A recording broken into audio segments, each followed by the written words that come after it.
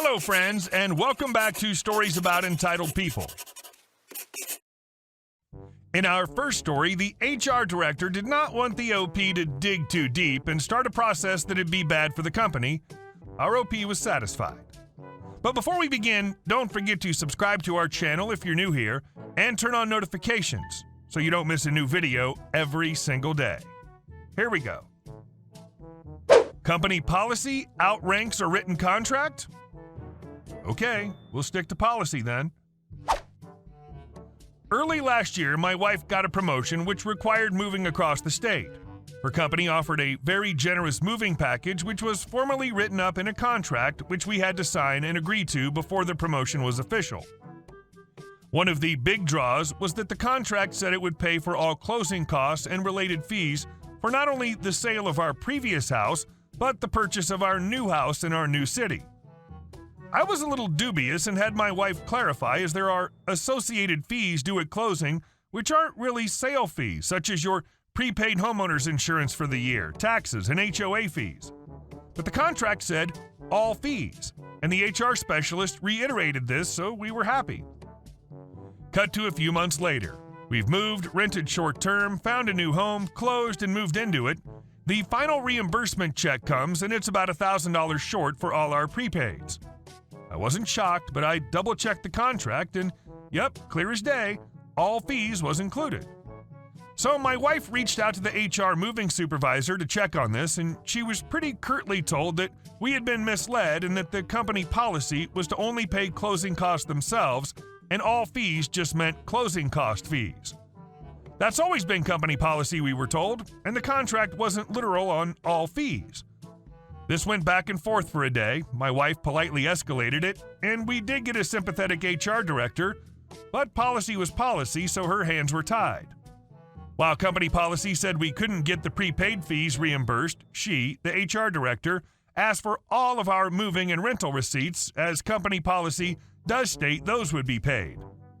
The HR director pored over our receipts and all for another day and reached back out with a formal letter which said, "Sorry, company policy doesn't allow prepaid reimbursement, so you won't get your $1,000. But I did find that you weren't adequately reimbursed for your move and short-term rental per company policy, and we've submitted a claim for you for that amount." Another day later, we got a check for $5,800. We just wanted them to honor the contract, but following company policy to the letter got us another $4,800 we didn't realize we were owed, so I'd say it worked out in the end. Edit: to answer a common question about being owed the $1,000 per the contract. What we were told is that the contract we signed was supposed to have a company policy addendum which had the definitions and all other fees is defined in that as excluding prepaids, insurance, etc. So someone did goof by A, not sending us that, and B, telling us that stuff was included. So while we could have hassled for the $1,000, it wouldn't be worth the time, fees, or money, especially when the company's been above and beyond for my wife on everything else. Good raises, great benefits, great boss, constantly training her on things she has to learn, etc. We've also learned from experience that small claims court isn't always the way to go. And our second story. We didn't break any laws.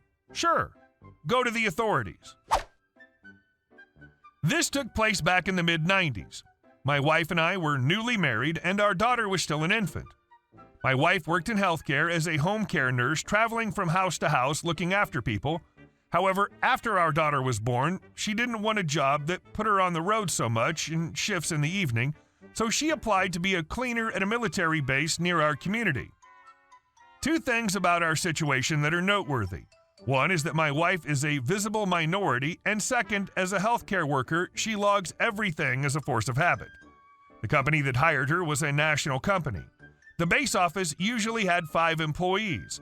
One had recently quit because her husband was moving with his military job to another part of the country, so the local boss hired my wife to replace her. The other 4 workers were tight. Louise was the boss, who hired her best friend Donna, Donna's brother Dan, and Louise's niece Tracy. My wife was a true outsider. She immediately saw things were not quite on the level. Even though my wife was paid from 4 p.m. to midnight, she was home by 8 p.m. every night. She was also excluded from cleaning the buildings that housed the engineering and tenancy offices. Occasionally, when she would clean those offices, she saw her colleagues rifling through desks and filing cabinets, photocopying documents, and other shady stuff. My wife also saw Louise threaten a soldier with extra duties for not opening doors fast enough. Louise's husband was a senior NCO in the unit. But jobs were hard to find at the time, so my wife was willing to accept a little discomfort to her ethics. However, after a few months, the racial epithets started. It started with a nickname, then morphed into slurs and then rumors about her. They started telling racial jokes without trying to hide it. When my wife complained to the four of them that she was uncomfortable, she got called weak, and they threatened her employment. My wife told them that she would go to the head office, so she called the head office from work. Stuart from HR dressed down my wife over women's talk, and she needed to thicken her skin and not be too sensitive. My wife countered that she would go to the authorities. Stuart said no laws have been broken, so she should go to the authorities. Good luck. Later that shift, she was fired for attitude. So my wife went to the authorities. Not just the police, she went to the Human Rights Commission and to the military base headquarters. She gave both photocopies of her logs.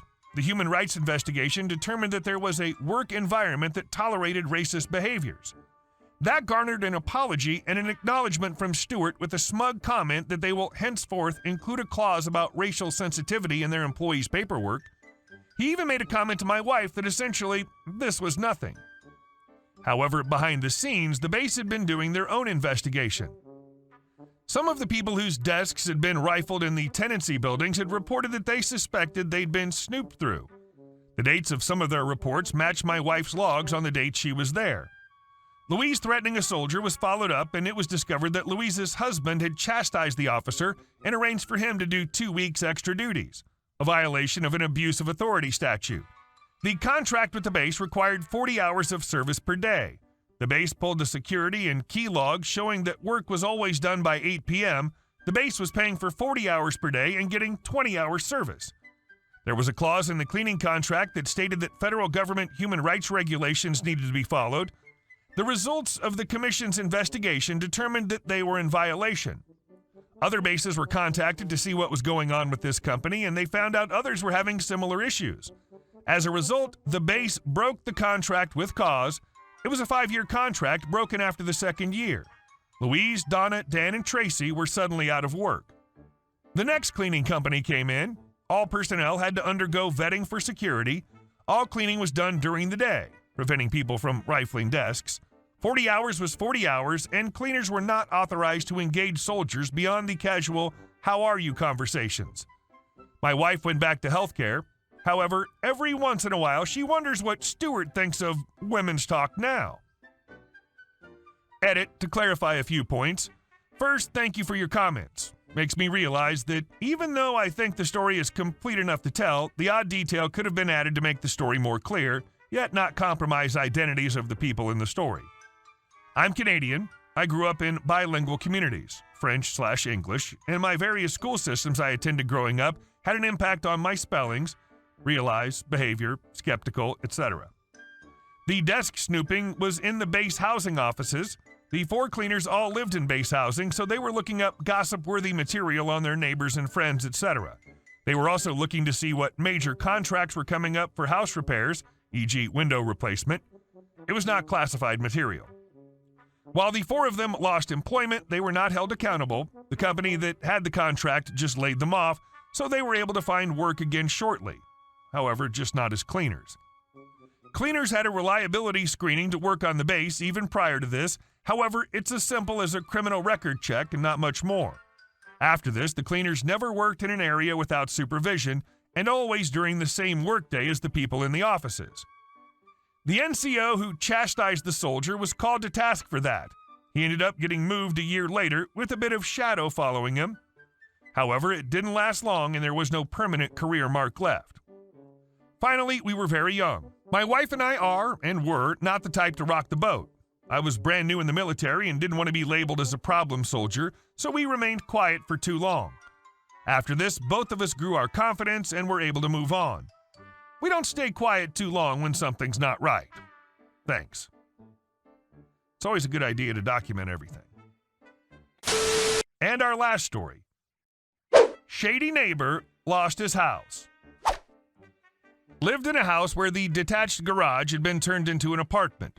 It was the end of the driveway, slightly behind our house. One of the people who lived there was a complete jerk. Even ran a car repair business out of the apartment, illegal for so many reasons. His customers would park on our front lawn in front of the house, facing the wrong way, play loud music enough to rattle our windows. I let our landlord know, but every time he came over, the visitors would scatter. The best was when Paul decided he was going to paint an entire car using spray paint. Cast: neighbor, entitled car guy, Paul; landlord, LL; my family, me. Hi, could I ask you not to use spray paint or smoke under our windows, please? Maybe turn down the bass? Paul: LL said I could work on my car here. The driveway's mine. LL said so. Me: thinking your car maybe? Not half the neighborhood. Well, okay, but I'm serious about the fumes. My mom's on oxygen. Paul: whatever. He walks away, muttering and calling me names. A few days later, a husk of a car, no interior or engine, flat tires, shows up in the front yard. Of course, the smoking and yelling by our windows has increased. I call to report an abandoned vehicle in my yard. It goes by. 3 a.m., Paul is pounding on my back door. Me: who is it?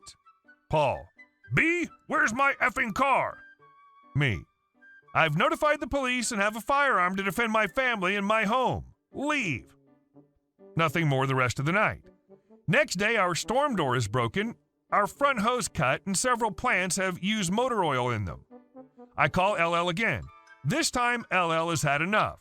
Tells Paul to get out, month to month. Can hear this through the windows. Paul: you gonna believe that B? LL: I believe the tenants who have lived here 10 years with zero problems. Paul: she pulled a gun on me. LL: you have 30 days. LL knocks on the door. Did you pull a gun? Me: nope, just said I had one. Paul has a month as required by law. Gone by the end of the week. I hope he leaves without causing any drama for you, but somehow I doubt he will, judging from his past behaviors. Hey guys, thank you all for watching the video. I'll see you in the next one.